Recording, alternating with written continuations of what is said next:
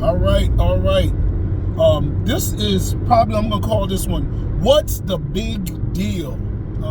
Welcome to the Sci-Fi Express Lane. I don't know why I always talk so loud.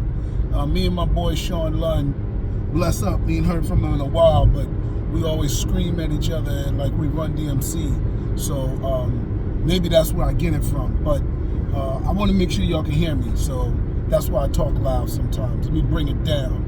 Anyway, today I'm going to talk about what's the big deal. And when I mean what's the big deal, there's been articles circulating around dealing with some comic book properties that are now blowing up, right? Or getting live action deals, right? Where it's either television or film.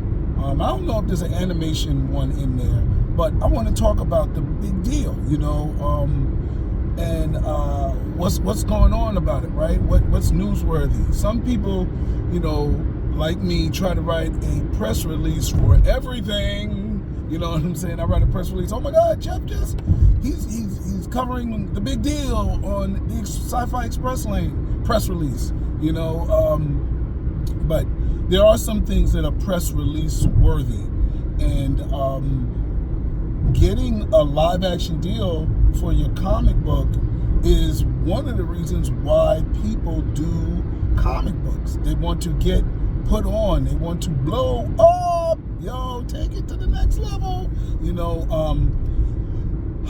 And one of the ways you get a blow up or get the big deal is through pitching your product. You know, even popular comic books like Walking Dead still have to explain to the publisher, what are we going to do in this series? What are we going to cover in this series? Why do you think this series will be a success? You know, everybody knows the story, but what are you going to do this? And I think it's also the opposite, you know, like when television shows go to comic books, they have to say, what are we going to cover here? Like my man Rodney Barnes, he's doing, him and George Gently are doing Boba Fett, right? So they had, Rodney and George had to say, we're going to make them look like this, and we're going to cover a lot of the story from the show, whatever. So what makes that a big deal? Like, for instance, me. I make my comic books. I'm in line, in my mind, to get a big deal. I'm about to blow, right? I'm about to blow up, press release, Jeff signs with what you call it, and it's about to be on. I'm rich, bitch. So, but in those pitch meetings, some of the questions are like, even for me, I want to get put on with comic books, right? I'm not even trying to get a live action deal. I would rather get a publishing deal with a bigger publishing company. I do my own publishing, no doubt. Shout out to Hip Hop Comics and Flicks. I pay my taxes every year. Sheesh. Sometimes I feel like I'm working just to make taxes, but either way, I pay them, so it don't matter. But I want to get put on to Image, IDW, Dynamite. What was the one I ain't gonna name them all. So anyway, I would love to get them all. Get down, right? Shout out to even Second Sight for putting me on. So, but what is that like? What do you want? What do you want? They were just talking about 50 Cent leaving Stars and, how he brought them amazing content. The question is, how come they couldn't get the content on their own? How come they couldn't find a project like Power and put it on? There's 50 million street lit books. There's 50 million. Call Wahida Clark, right? Call Quan, call Stephen Smith. Put them on. They've been writing this content. So it's crazy, right?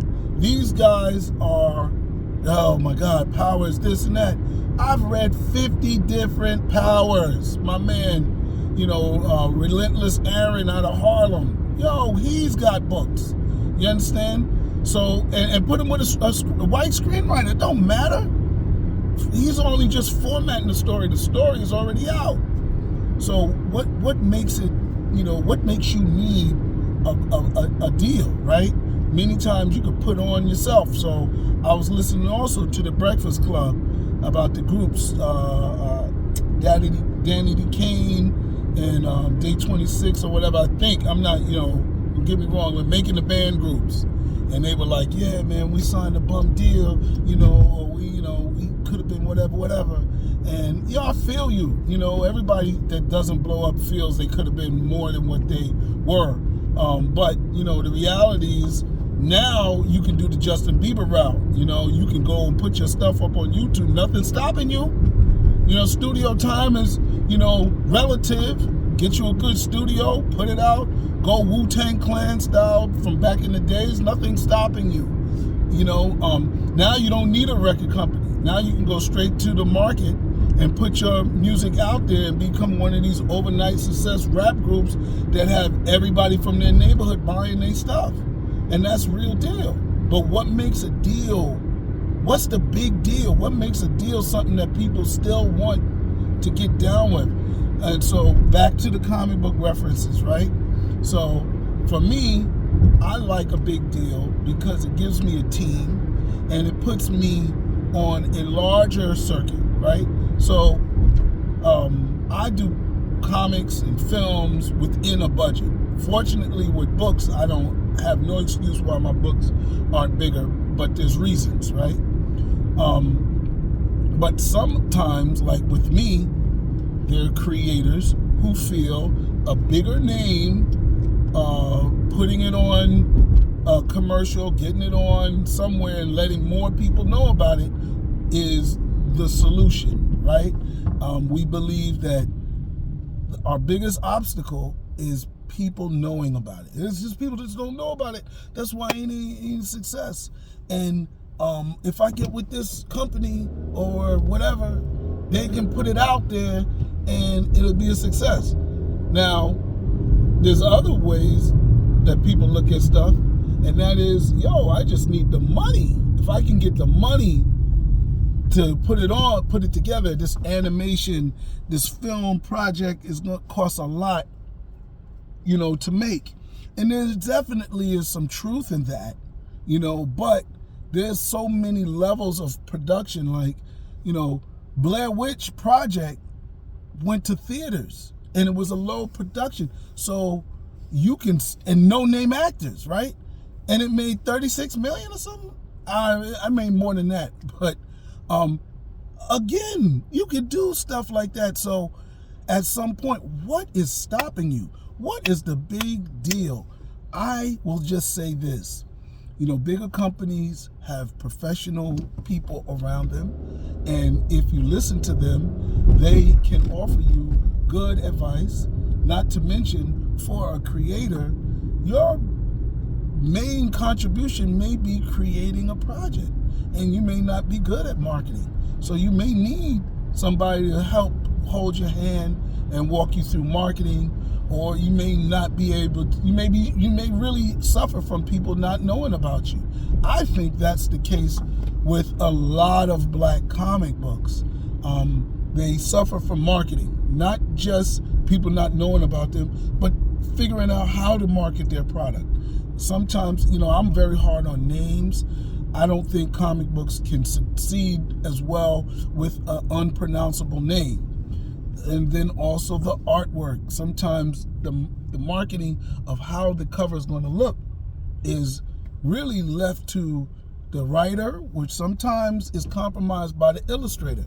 Sometimes the illustrator brings a different energy to the cover or to the artwork than the writer really might have thought, but they are so blinded by it, they're like, oh man, I love it, it's beautiful. And we give each other a lot of love. And with companies, they'll have an artist do 4 or 5 different versions of the cover. I don't know too many comic book creators that can afford an illustrator to give them 4 or 5 different looks.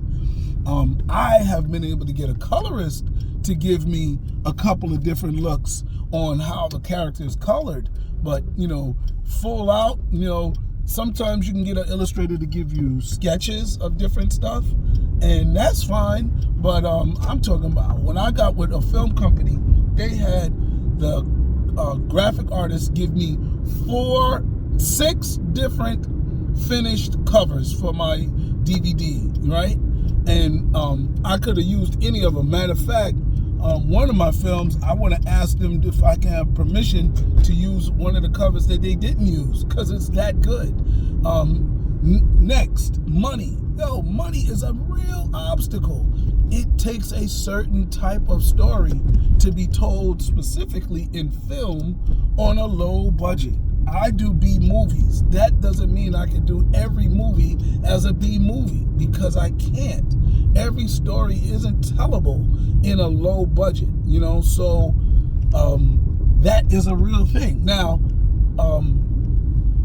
money and marketing is really just know-how. Sometimes they'll change the title. Like I have had, as much as I talk about titles, I've had companies come back and change titles, offer to change titles, debate my title, all of that stuff, you know, and it's real. So what do you call it?